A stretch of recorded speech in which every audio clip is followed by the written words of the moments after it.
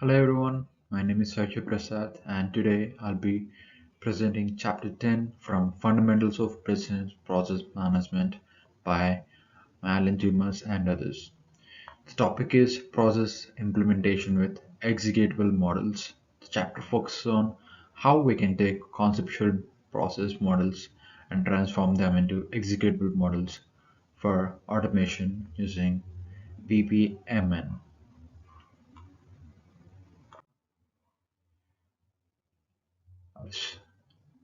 Second slide is the introduction. As Shirley Chisholm said, you make progress by implementing ideas. Before we dive in, let's understand why this is important. Business Process Management (BPM) is about optimizing workflows. Conceptual models help document and analyze process, but they lack execution details. To automate process, we need executable models that software systems can interpret and execute. In this presentation, we'll explore how to systematically transform conceptual models into executable ones. Business process models help organizations document their workflows, but without automation, they remain static diagrams. This presentation will cover a structured five-step approach to convert conceptual models into executable ones using BPMN and BPMS. Our next slide will differentiate between conceptual versus executable models. Conceptual models provide high-level documentation and analysis, but lack technical details for execution. On the other hand, executable models are designed to be interpreted by a business process management system, BPMS, making sure automation is possible. The challenge is bridging the gap between these two. A concept model is an abstract representation used mainly for understanding and undocumenting process. It lacks execution details. An executable model, on the other hand, is designed to be interpreted by a BPM system. It includes automation boundaries, technical specifies, and data flow, making it ready for the deployment. As we discussed, the slide 4 will represent the five-step method. This is an introduction to five-step method. The transformation process involves five key steps. First one, identifying automation boundaries. Step 2, reviewing manual tasks. Step 3, completing the process model. Step 4, adjusting model granularity. Step 5, specifying execution properties. We'll now go through each step in detail in the coming slides. Coming to step 1, identify automation boundaries. Not all tasks can be automated. In BPMN, we classify tasks into three types: automated tasks, manual tasks, user tasks. Automated tasks are fully executed by system, example checking stock availability. Manual tasks are completely human-driven, example retrieving products from a warehouse. User task is a mix of automated tasks and manual tasks, requires user input, example auto confirmation. For example, in order to cash process, checking stock can be automated, but physically retrieving items from the warehouse is a manual task. Step 2, review manual task.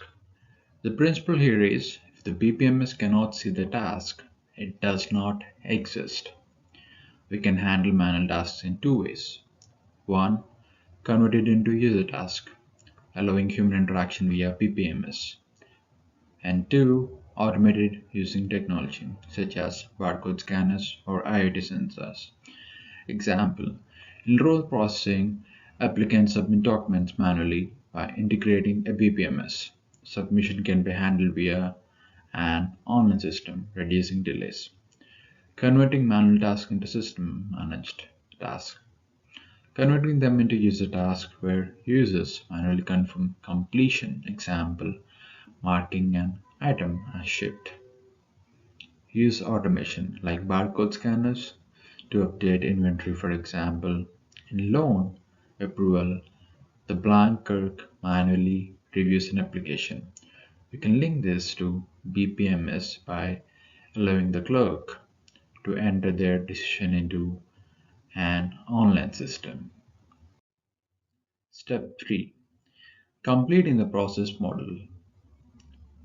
Conceptual models often miss crucial details such as exception handling and data flow.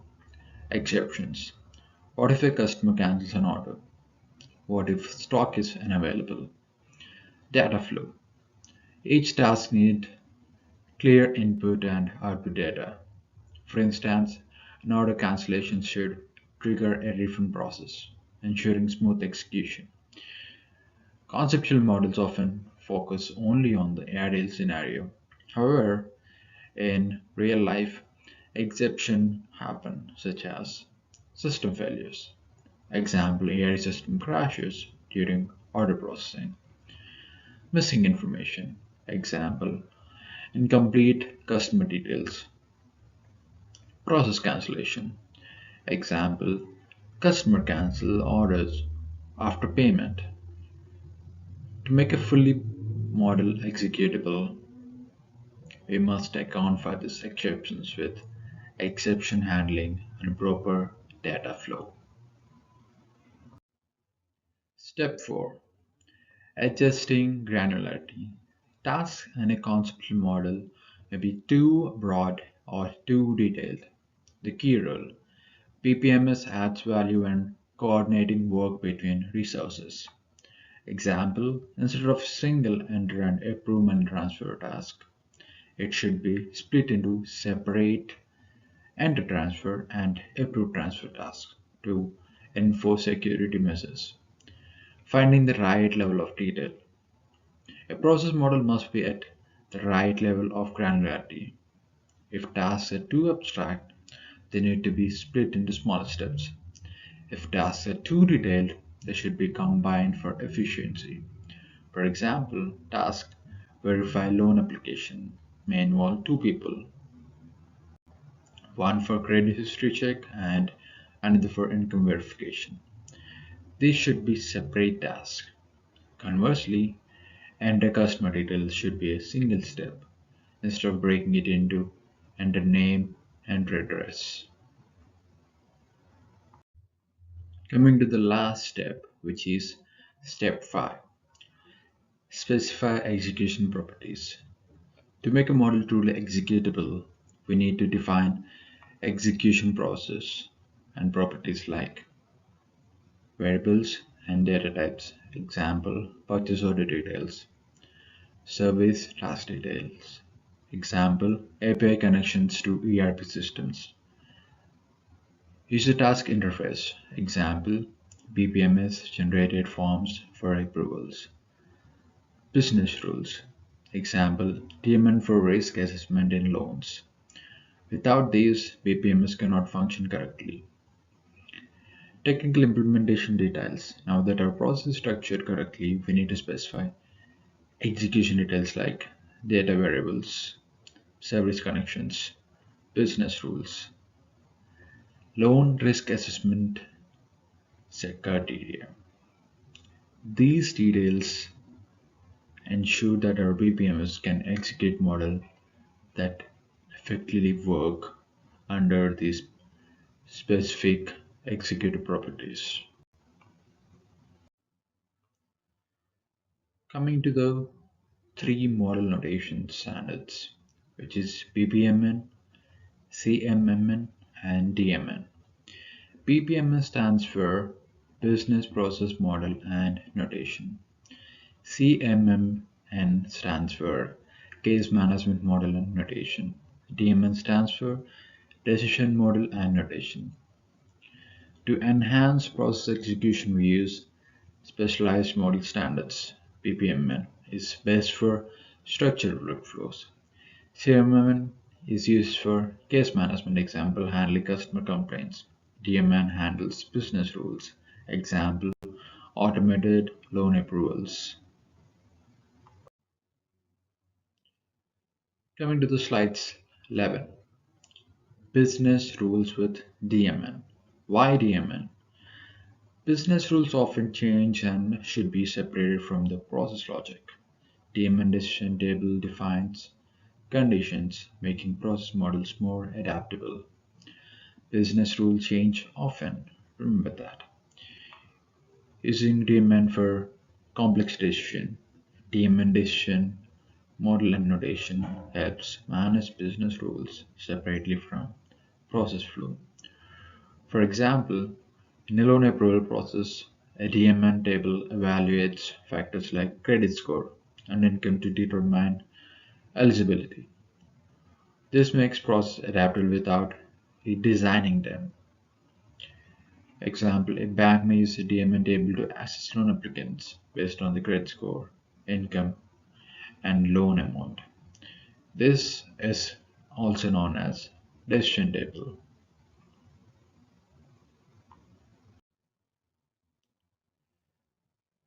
Linking to BPMS, Business Process Management System.